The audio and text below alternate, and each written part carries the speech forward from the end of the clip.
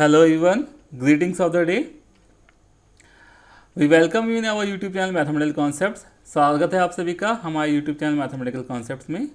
आज से हम लोग प्लेन स्टार्ट करने जा रहे हैं। इससे पहले हम लोग लाइन के सारे टॉपिक कवर कर चुके हैं 3 डायमेंशनल ज्योमेट्री में। ये lecture NDA, JEE, BSc, JAM 11, 12 सभी के लिए बहुत इंपॉर्टेंट लेक्चर है, क्योंकि प्लेन से काफ़ी क्वेश्चन कंपटीशन में भी आते हैं और एकेडमिक्स में भी जो जनरल एग्जामिनेशन है बोर्ड्स के उसमें भी कवर करते हैं। तो इसमें हम लोगों ने शुरू में जो है कुछ बेसिक कॉन्सेप्ट रखा है और साथ में कुछ प्रॉब्लम रखी है प्रीवियस ईयर की। तो ये लेक्चर काफ़ी अच्छा रहेगा आपके लिए। आपको हम ये सजेस्ट करेंगे कि आप इस लेक्चर को कंप्लीट देखें और कॉन्सेप्ट को अच्छे से समझें। चलिए स्टार्ट करते हैं, देखते हैं कि आज के लेक्चर में हम लोगों ने क्या क्या कंटेंट रखे हैं। तो पहला जो कंटेंट है वो हम बेसिक डेफिनेशन डिस्कस करेंगे आपसे। ठीक है, प्लेन क्या है, प्लेन किस कंडीशन में हम किसी भी सरफेस को प्लेन कहेंगे। दूसरा हम लोगों ने रखा है जो इसमें वो है वेरियस टाइप्स ऑफ प्लेन, कि बेसिकली किस किस तरह के किस किस फॉर्म के प्लेन हम लोग डिस्कस करेंगे, हम लोग क्या क्या प्लेन कंसिडर करेंगे यहाँ पर, वो रखा है। फिर कुछ स्पेशल केसेस रखे हैं प्लेन के, और फिर कुछ हम लोगों ने प्रीवियस कंडीशंस की कुछ प्रॉब्लम रखी है, उनका सॉल्यूशन देखेंगे कैसे करते हैं। तो चलिए पहले बेसिक डेफिनेशन से स्टार्ट करते हैं। देखिए बेसिकली प्लेन एक सरफेस है, कोई भी प्लेन एक सरफेस है, और इस सरफेस की जो स्पेशल बात है वो ये है कि इस सरफेस में आप कोई भी पॉइंट ज्वाइन करें, 2 पॉइंट लें, आप उसको दूसरे एक पॉइंट को दूसरे पॉइंट से ज्वाइन करें, तो ये जो दोनों पॉइंट है इनको मिलाने वाली जो लाइन है ये पूरा का पूरा लाइन सेगमेंट उसी सरफेस में लाई करेगा। ठीक है, जैसे अगर मैं कहूँ कि मैंने कोई सरफेस ऐसे ले लिया कि जो इस फॉर्म का है, इस फॉर्म का, अब मैं इसको प्लेन बोलने की कोशिश करूँगा, बट ये प्लेन नहीं हो सकता। क्यों? बिकॉज अगर मैं इस पॉइंट को ज्वाइन करूँगा तो ये जो बीच के पॉइंट है वो इसमें लाइन नहीं करेंगे। तो पहली कंडीशन प्लेन होने के लिए सरफेस में यही है कि इस पर कोई भी 2 पॉइंट आप ज्वाइन करेंगे तो it should completely line on that surface, वो पूरा का पूरा उसी सरफेस में होना चाहिए। अगर वो पूरा का पूरा उस सरफेस में नहीं है तो वी कैन नॉट से कि ये प्लेन होगा। ओके, तो ये प्लेन की बेसिक डेफिनेशन है। अब देखिए जैसे 2 डायमेंशनल ज्योमेट्री आप लोगों ने पढ़ी होगी, उसमें क्या था कि कोई फर्स्ट डिग्री की इक्वेशन लाइन रिप्रेजेंट करती थी। यहाँ पर each and every first degree equation in x y z वो प्लेन रिप्रेजेंट करती है। ठीक है, ax plus b y plus c z plus d equal to 0, ये जनरल इक्वेशन है, जनरल फॉर्म है इक्वेशन ऑफ प्लेन की। इतना सा आपको याद रखना है। एक बात और, यहाँ पे जो a b c जो कोफिशिएंट हैं एक्स वाई जेड के, यहाँ पर ये कोफिशिएंट बेसिकली जो प्लेन का नॉर्मल है। देखिए अगर मैं प्लेन ड्रॉ किया तो ये यहाँ पर ऐसा प्लेन की कोई डेफिनेशन कोई डायरेक्शन नहीं है, बट अगर उस पर हम प्लेन में नॉर्मल जो है ले लें, जो हर पॉइंट से 90 डिग्री का एंगल बनाना चाहे उसको यहाँ पर कंसिडर करें, या जहाँ पर भी कंसिडर करें, वो 90 डिग्री का अगर एंगल बना रहा हो, चाहे ये कोई भी पॉइंट ले कहीं पर भी देखें, तो ये बेसिकली सरफेस पे नॉर्मल है। तो ये डायरेक्शन देने का काम करता है, आइडेंटिफाई करने का काम करता है यहाँ पर इस प्लेन को। तो ये जो ए बी सी होते हैं वो डी आर्स होते हैं इस नॉर्मल के, इसके जो डी आर्स हैं वो ए बी सी होंगे। देखिए होना आइडियली चाहिए यहाँ पे डी सीज, बट क्योंकि जब तक हमको कहेगा नहीं, वो स्टेटेड नहीं होगा, हम हमेशा इसको डी आर्स की तरह ही ट्रीट करेंगे, और ये बेटर भी रहेगा क्योंकि हमें कैलकुलेशन में भी आसानी रहेगी। ठीक है, चलिए नेक्स्ट पॉइंट देखते हैं। अगर हमको प्लेन डिटरमाइन करना है तो यहाँ पर हमारे पास 3 में से एक कंडीशन होनी चाहिए। पहली बात कि अगर हमारे पास जो है प्लेन दिया हुआ है, प्लेन की डिस्टेंस ओरिजिन से दी हो, या तो ये देखिए जैसे हमने सपोज दैट यहाँ ये ड्रॉ कर लिया, ये हमको कोई प्लेन दिया हुआ है, तो प्लेन की डिस्टेंस अगर ओरिजिन से दी हुई हो, ये सपोज दैट पी दिया हुआ है डिस्टेंस, ठीक है, वो दिया हुआ हो, तो तब हम उस केस में जो है नॉर्मल फॉर्म में प्लेन की इक्वेशन निकाल सकते हैं।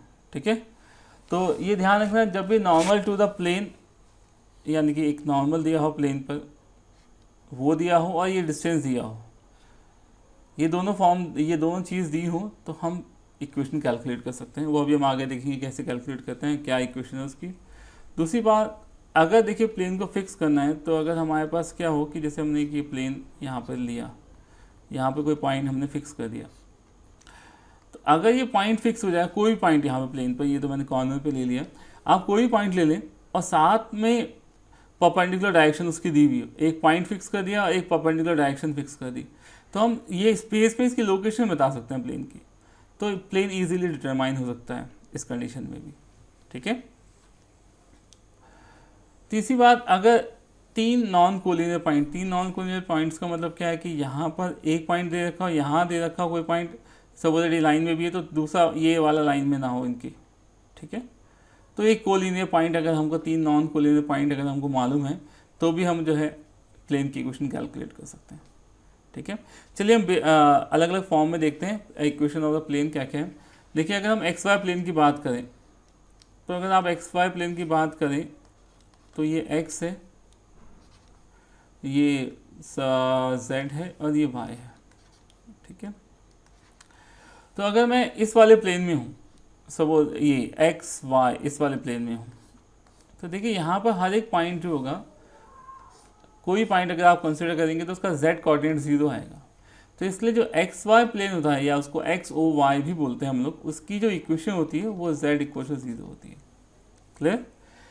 ऐसे ही अगर हम लोग क्या करें, y o z plane consider करें, ये वाला प्लेन कंसिडर करें, तो देखिए यहाँ पर हर पॉइंट का जो एक्स कोऑर्डिनेट होगा वो 0 होगा, तो इसलिए इसकी इक्वेशन क्या होती है, x इज इक्वल टू 0। ऐसी इसकी equation y is equal to 0, क्योंकि यहाँ पे y कोऑर्डिनेट 0 होगा। क्लियर। अब देखिए अगर कोई प्लेन है इस तरह से, एक x दे रखा है, यहाँ पर z दे रखा है, ये y दे रखा है, यहाँ पर वो दे रखा है। अगर ये प्लेन मैंने ड्रॉ किया और ये कार्टेशियन एक्सिस को ए बी सी पॉइंट पे कट करता है, यहाँ पर सपोज दैट ए है, यहाँ पर सी है, यहाँ पर बी है, तो इसके कोऑर्डिनेट तो देखिए a, 0 होंगे। क्यों? क्योंकि बिकॉज यहाँ पर y और z कोऑर्डिनेट 0 होगा, एक्स एक्सिस पर है पॉइंट, यहाँ पर जो है x और z 0 होगा, और यहाँ पर x और y 0 होगा। सॉरी, ये 0 होना चाहिए, ये 0 होना चाहिए। क्लियर। तो जो इसकी इक्वेशन होती है वो होती है x upon a plus y upon b plus z upon c is equal to 1। आप जो जनरल इक्वेशन थी a x plus b y plus c z plus d equal to 0, उसमें ये तीनों पॉइंट रख दीजिए तो यही इक्वेशन आपके पास आ जाएगी। ठीक है। तो इसको इंटरसेक्ट फॉर्म बोलते हैं, क्योंकि एक्स एक्सिस पर ए इंटरसेक्ट कट करता है, वाई एक्सिस पर बी, ये डिस्टेंस बी है, और जेड एक्सिस पर सी इंटरसेक्ट कट करता है। क्लियर। तो इसलिए यहाँ पर इसको जो है इंटरसेक्ट फॉर्म बोलते हैं। ठीक है। अब देखिए नॉर्मल फॉर्म एक दूसरी फॉर्म है। नॉर्मल फॉर्म में क्या है कि अगर सपोज दैट आपको कोई भी प्लेन दिया हुआ है और उसमें आपको प्लेन की जो नॉर्मल है उसके डीसीज दिए हुए हैं। देखिए यहाँ पर ये ध्यान रखना है आपको कि ये एलिमेंट जो है डीसीज हैं। जनरली हम डीसीज के लिए एलिमेंट ही यूज़ करते हैं, तो यहाँ पर इसलिए स्टैंडर्ड फॉर्म में l x plus m y plus n z लिखा है। और पी क्या है, length of the perpendicular from origin से अगर यहाँ परपेंडिकुलर ड्रॉप करें और इस परपेंडिकुलर की जो लेंथ है वो पी हो। ठीक है। तो जो इसकी इक्वेशन होती है वो l x plus m y plus n z equal to p हो जाती है। देखिए है वही form a x plus b y plus c z plus d equal to 0 वाली, बट यहाँ पर जो ये एल एम और एन है वो जो है डी सीज हैं instead of D Rs of the normal, और ये पी जो है लेंथ ऑफ द परपेंडिकुलर है। तो जब भी हमें length of the perpendicular calculate करना है तो हम लोग पहले इनको डी सीज में कन्वर्ट कर लेते हैं, डी आर्स को अगर दिया है, और उसके बाद हम लोग आंसर बताते हैं। ठीक है। चलिए आगे देखते हैं। आगे हम लोगों ने कुछ प्रॉब्लम्स रखी हैं ताकि आपको ये कॉन्सेप्ट अच्छे से क्लियर हो जाए। ये एनडीए की प्रॉब्लम है 2012 की। तो कहता है what is the equation of the plane through the point 1, 2, 3 and parallel to this one. देखिए हमेशा ध्यान रखना, चाहे पैरेलल लाइन हो चाहे पैरेलल प्लेन हो, उनके डी आर सेम होते हैं। तो अगर हम सपोज कर लें कि लेट द इक्वेशन वो क्या है, a x plus b y plus c z plus d equal to 0, ये इक्वेशन गिवन है आपको अगर। अब प्लेन।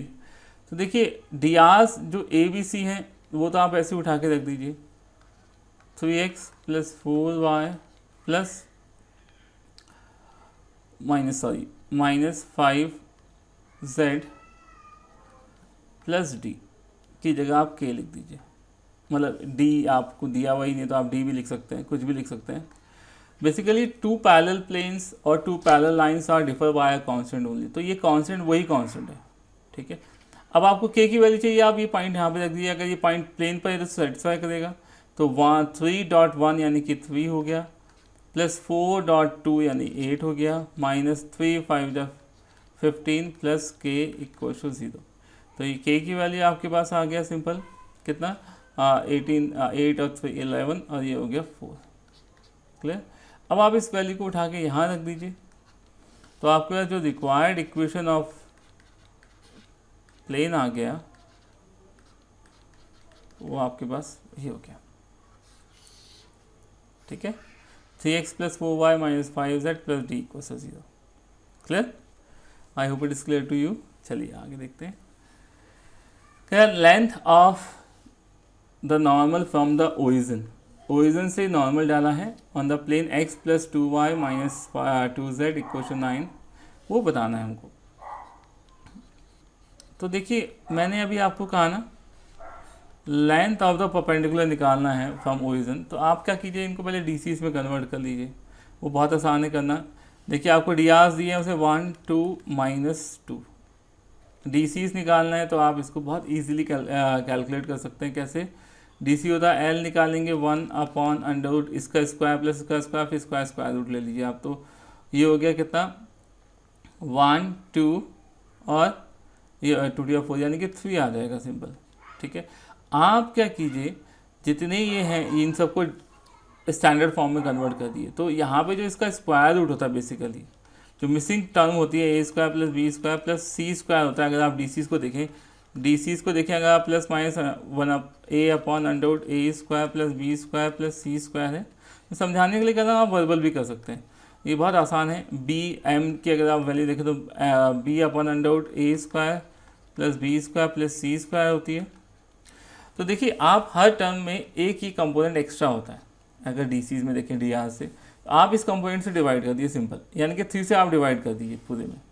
तो ये हो जाएगा x plus 2/3 minus 2/3y equal to 3। तो अगर आप कंपेयर करेंगे lx plus my plus nz से इक्वल टू p से, तो p की जो वैल्यू आ जाएगी length of the perpendicular from the origin, वो सिंपल p की वैल्यू 3 हो जाएगी।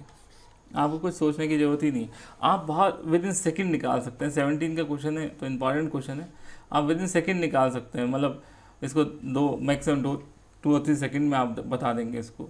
तो आपको सिंपल क्या करना है, a² plus b² plus c² से डिवाइड करना है। जो राइट हैंड साइड होगी वो आंसर होगा, सिंपल, ठीक है। चलिए आगे देखते हैं next problem. The length of the intercept on the coordinate axis made by the plane this one. देखिए ये कोई फॉर्मूला नहीं है, कोई प्लेन का कॉन्सेप्ट नहीं, किसी का भी। अगर आप देखें इंटरसेप्ट निकालना है तो आप अगर एक्स एक्सिस पे इंटरसेप्ट निकालना है वाई और जेड को 0 रख दीजिए, वाई एक्सिस पे निकालना है तो आप एक्स और जेड को 0 रख दीजिए। क्यों? क्योंकि देखिए आप अगर यहाँ पर एक्सिस ड्रॉ करें, इंटरसेप्ट का मतलब ये कहाँ पर एक्स एक्सिस को कट कर रहा है। एक्स एक्सिस को जहाँ पर भी कट करेगा वहाँ पर वाई और जेड कोऑर्डिनेट 0 होगा। तो आप यहाँ पर वाई और जेड को 0 रखेंगे, देखिए आप, तो क्या आएगा 5x minus 13 equal to 0, x is equal to 13/5। ऐसे आप y को के लिए x और z को 0 रख दीजिए, तो ये आ जाएगा आपके पास 13/2। और आप z के लिए आप जो है बाकी दो को 0 रख दीजिए, तो ये हो जाएगा आपके पास 13। तो ये आंसर आपके पास हो जाएगा। इंटरसेप्ट का मतलब ही वही है कि जहाँ पर ये कट करे किसको, x एक्सिस को, y एक्सिस को, z एक्सिस को, बस वो आपको कैलकुलेट करना है। तो वो आप जो किसी भी फिगर में किसी भी कर्व का कैलकुलेट कर सकते हैं, किसी भी सरफेस का कैलकुलेट कर सकते हैं, जिस भी एक्सिस पे लेना हो, बाकी सबको 0 रख दीजिए, ठीक है। चलिए नेक्स्ट देखते हैं। नेक्स्ट में उसने कहा है हमको कि what is the equation of the plane passing through the point this one and perpendicular to this one and this one. तो देखिए दोनों पर परपेंडिकुलर है, तो ये स्टैंडर्ड फॉर्म जनरल फॉर्म होती है, हम सपोज कर लेते हैं वो ax plus b y plus c z plus d equal से 0 ये दिया हुआ है आपको। अब वो कह रहा है कि यहाँ पर जो है बेसिकली ये और ये परपेंडिकुलर हैं इसके, तो अगर परपेंडिकुलर है तो आपको पता है कि जो डी आर्स का मल्टीप्लाई होता है वो 0 होना चाहिए, ठीक है। तो यहाँ पर मल्टीप्लाई किया इसके डी आर्स के साथ, तो 1 डॉट ए यानी कि ए आ गया, 2b ऐसे आ गया, माइनस का 8c इक्वल टू 0 आ गया, यहाँ पे 2a प्लस का 5b माइनस का c इक्वल टू 0 आ गया। अब आप क्या कीजिए, a b c इनको आप रख दीजिए, ठीक है। अब a b c की वैल्यू आप कैलकुलेट कर लिए क्रॉस मल्टीप्लाई करके, तो यहाँ से आ गया ये 2 और 40 आ गया, यहाँ से प्लस का हो जाएगा कि माइनस का साइन है, यहाँ पे माइनस में उल्टा कर लेता हूँ उसको, माइनस का 16 और माइनस का 16 और माइनस का प्लस का 1 यानी कि 15 हो गया। और यहाँ पर क्या आ जाएगा, यहाँ पर आ जाएगा कितना आपके पास, यहाँ पर ये हो जाएगा माइनस का 1 और प्लस का 4, माइनस का 1, एक minute, this is -1 and this is minus, this is minus, sorry this should be 5, okay. C के लिए कर रहे हैं तो 5 और 2 to 4 प्लस का 4, ठीक है। तो ये भी 5 भी प्लस का आएगा, ये भी प्लस का आएगा, ठीक है। तो यहाँ हो गया a/42 minus equals to minus b/15 equals to c/9। इसको आप k एज्यूम करके यहाँ पे रख दीजिए, आपने यहाँ पे रखा है इसको, तो 42x माइनस का 15 y, के साथ में लगाते रहिए क्योंकि k की इक्वल आपने रखा है, प्लस का c 9k z plus d equal to 0। अब यहाँ से आप d की वैल्यू निकाल लीजिए। d की वैल्यू कैसे निकालेंगे, आप इसको पुट कर दीजिए इसके ऊपर, ठीक है। तो जब आप d की वैल्यू कैलकुलेट करेंगे तो it will be how much, 1 minus 42 minus 50 यानी कि 15 और माइनस 9 यानी कि कितना आ गया, ये 48 आ गया, ठीक है। तो बस आपके पास आंसर आ गया। आप सारी की सारी वैल्यूज आप यहाँ रख दीजिए, ए बी सी और डी की, ठीक है। तो ये के की टर्म्स में आएगा, क्योंकि के की टर्म्स में तो यहाँ के लगा देता हूँ मैं यहाँ पर, आप पीछे से ये के आ गया, तो आपने यहाँ के लगाया तो आप आंसर देखिए, आप के हटा के लिख दिए आंसर, आंसर आ गया आपके पास 42x minus 15y plus 9z plus 48 equal to 0। आप यहाँ 3 से या किसी भी जो से कॉमन फैक्टर कैंसिल हो रहा है वो कर दीजिए, तो ये बाकी आपके पास आंसर स्टैंडर्ड फॉर्म में आ जाएगा जो भी दिया होगा। तो this was all about the basics. आज हमने बेसिक डिस्कस किया है, बाकी हम लोग नेक्स्ट लेक्चर में डिस्कस करते हैं। आई होप आपको पसंद आया होगा, आपको अच्छा लगा होगा। तो अगर आपको वीडियो अच्छा लगा है तो इस चैनल को लाइक कीजिए, सब्सक्राइब कीजिए अगर आपने अभी तक नहीं किया है, अगर आप यहाँ पर नए हैं, और बने रहिए हमारे साथ इसी तरह से नए नए वीडियो लेक्चर्स देखने के लिए, नए नए टॉपिक के ऊपर। चलिए मिलते हैं नेक्स्ट लेक्चर में एक नए वीडियो के साथ, एक नए लेक्चर के साथ। Till then goodbye, thank you.